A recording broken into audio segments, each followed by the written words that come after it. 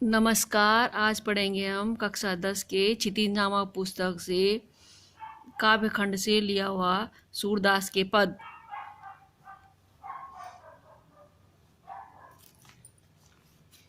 सूरदास जी की सर्वाधिक प्रसिद्ध रचना सूरसागर है। इसमें श्री कृष्ण की लीलाओं का वर्णन है। सूरसागर में संकलित भ्रमर गीतों में गोपियों की विरह पीड़ा को चित्रित किया गया है। अब इनके शब्दार्थ। बड़भागी, भाग्यवान, अपरस,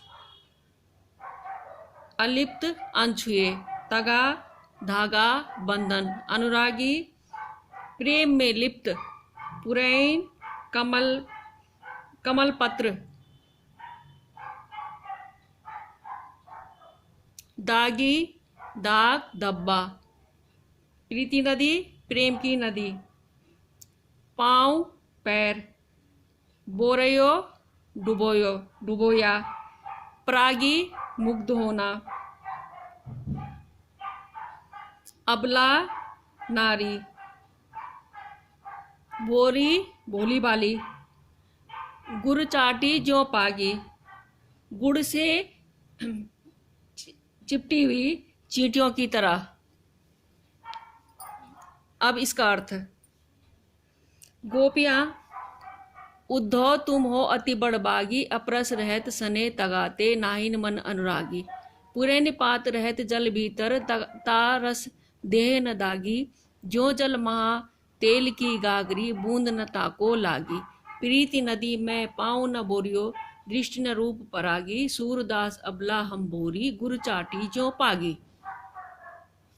इसका अर्थ है, गोपियां उद्धव से व्यंग करते हुए कहती हैं कि तुम तो बहुत ही भाग्यशाली हो।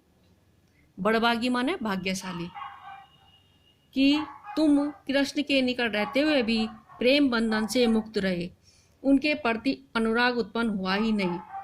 तुम श्री कृष्ण के समीप रहते हुए भी प्रेम से उसी प्रकार अलग रहे जिस प्रकार पानी में रहते हुए कमल पत्र अलग उपरहित रहता है। पानी की एक बूंद भी उस पर नहीं ठहरती। तेल युक्त मटकी को जल में डुबोने पर उसके ऊपर पानी की एक बूंद भी नहीं ठहरती। उसी प्रकार तुम भी कृष्ण के निकट रहते हुए भी प्रेम से सदा दूर रहे। तुमने प्रेम नदी में आज तक अपना पैर डुबोया ही नहीं, जो प्रेम के महत्व को जानते। तुम किसी के सौंदर्य पर मुक्त ही नहीं हुए, तुम्हारी दृष्टि कृष्ण पर पड़ी ही नहीं। एक हम ही ऐसी भोली अबलाएं हैं जो श्री कृष्ण के सौंदर्य में वैसे ही उलझ गई जैसे चींटियां गुड़ के प्रति आसक्त होकर ऐसे चिपट जाती हैं कि फिर अलग होना ही नहीं चाहती।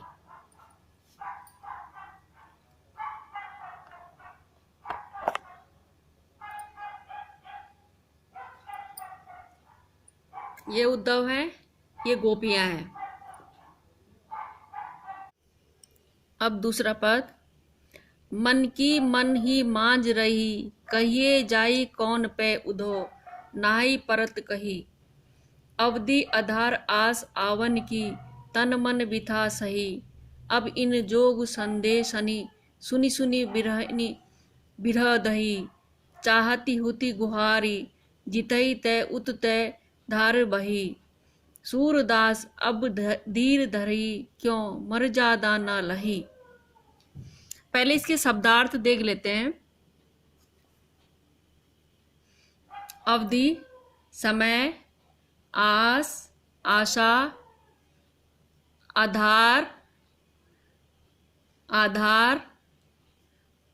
आवन, आगमन, बिथा, व्यथा, पीड़ा, विरह,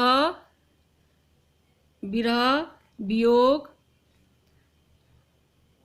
गुहारी, रक्षा के लिए पुकारना, जितहीं तय, जहाँ से, उत तय, उधार से, धार, योग की प्रबल धारा, धीर, धैर्य, धीरा ही धारण करे या रखे, मर्यादा, मर्यादा या प्रतिष्ठा, न लही, नहीं रही, नहीं रखी। अब इसका अर्थ देखते हैं।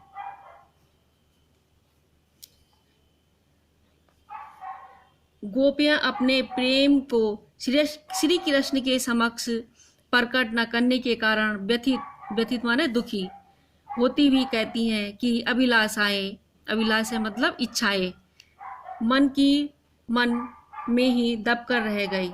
अपने मन की व्यथा किससे जाकर कहें और प्रेम पीड़ा को दूसरों के सामने प्रकट भी तो नहीं कर सकती। श्री कृष्ण के लौटने की मन में आशा संजोए हुए उनके आने की अवधि को अपने जीने का आधार बनाकर तन और मन की व्यथा को सहन कर रही थी।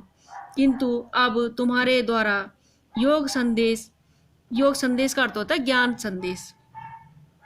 योग संदेश सुनकर विरह पीड़ा अचानक बढ़ गई है। विरह पीड़ा में जलती हुई हमें अपनी रक्षा का जिनसे सहारा था, रक्षा की आशा थी, जिसे हम पुकार सकते थे, उसी ओर से योग की धारा बहने लगी। अतः हमें पूर्ण आशा थी कि एक दिन अवश्य ही श्री कृष्ण आकर हमारी पीड़ा को शांत करेंगे। आशा के विपरीत उन्होंने योग का संदेश भेज दिया। अंत में गोपियां व्यथित मन माने दुखी मन से उद्धव को उल्हाना देती हैं कि जिनके कारण हमने अपनी मर्यादा को छोड़ दिया था, उन्होंने अपनी मर्यादा का पालन नहीं किया। अब हम कैसे धैर्य धारण करें।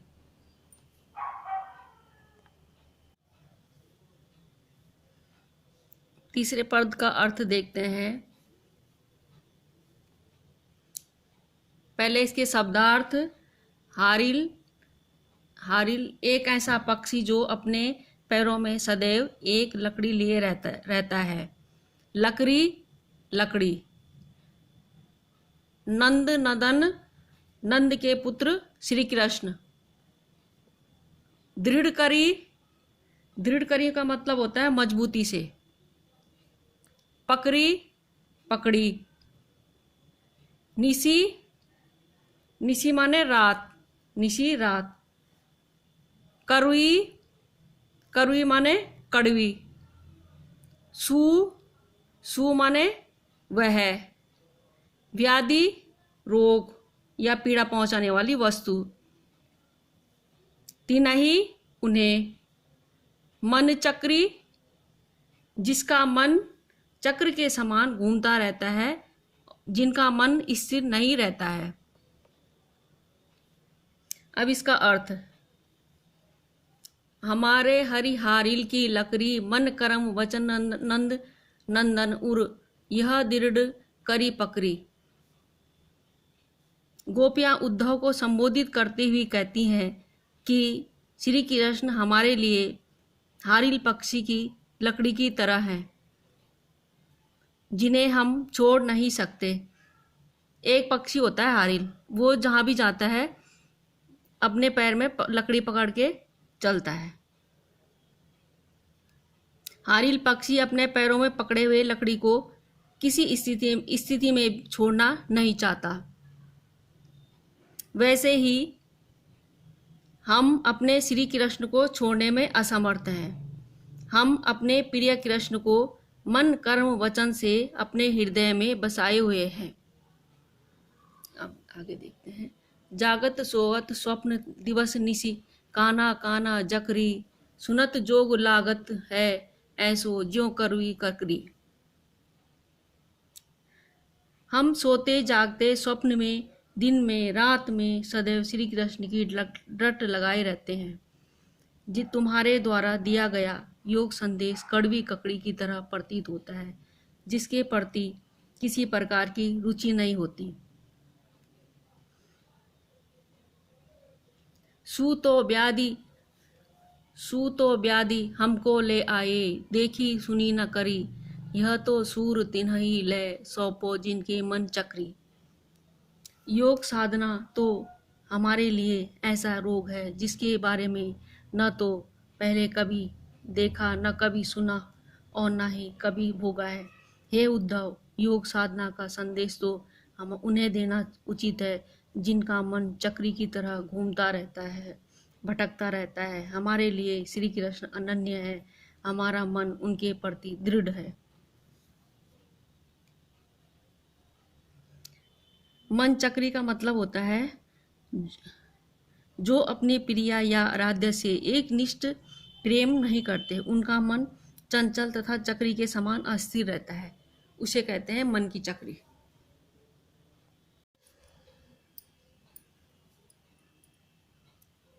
अब चौथे पद के शब्दार्थ।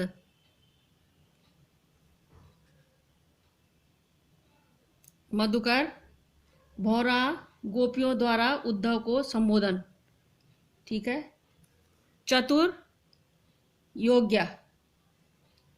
हेतु, थे, सॉरी, हाँ, हुते, हुते थे।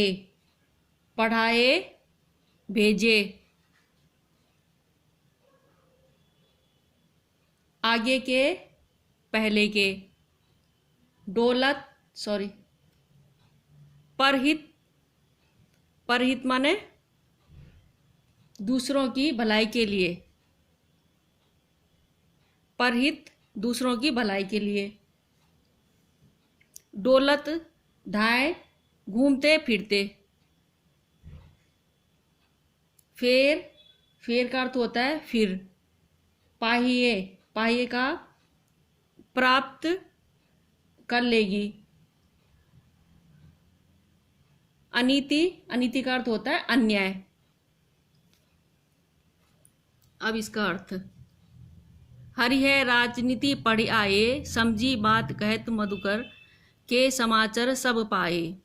एक अति चतुर हुते, पहले ही अब गुरु ग्रंथ पढ़ाए। गोपियां निसंकोच उद्धव से कहती हैं कि हे भ्रमर रूप उद्धव, अब तो श्री कृष्ण ने राजनीति पढ़ ली है।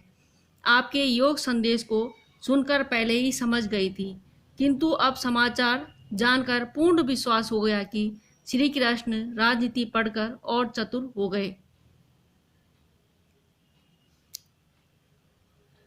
बड़ी बुद्धि जानी जो उनकी, जोग संदेश पढ़ाए। उद्धव भले लोग आगे के, पर हित डोलत धाये। हे उद्धव, आप पहले ही चतुर थे, उस पर भी आप अपने गुरु श्री कृष्ण से राजनीति का ग्रंथ पढ़ आए हैं। राजनीति का ही यह प्रभाव है कि बुद्धि चातुर्य में श्री कृष्ण इतने कुशल हो गए हैं कि योग का ही संदेश भेज दिया। अब अपने मन फेर पाइए, चलत जो हुते चुराए। ते क्यों अनीति करे आपुन, जे और अनीति छुड़ाए। राम धर्म तो यह सूर, जो प्रजा का जाई सताइए। हे उद्धव, पहले के लोग इतने भले थे कि जो दूसरों की भलाई के लिए दूसरों की भलाई के लिए भागे चले आते थे। इतना सब जान लेने पर तो हम इतनी तो आशा करते ही हैं कि हमारे मन को श्री कृष्ण ने जाते समय चुरा लिया था, उसे हम पुनः प्राप्त कर लेंगे। आश्चर्य यह है कि जो श्री कृष्ण दूसरों को अन्याय करने से रोकते रहे, वे स्वयं अनीति के रास्ते पर क्यों चल पड़े। वे प्रेम के स्थान पर योग संदेश भेजकर हमारे ऊपर क्यों अन्याय कर रहे हैं। उनको राजधर्म भी नहीं भूलना चाहिए। राजधर्मानुसार प्रजा को न सताकर उसकी भलाई का ध्यान रखना चाहिए।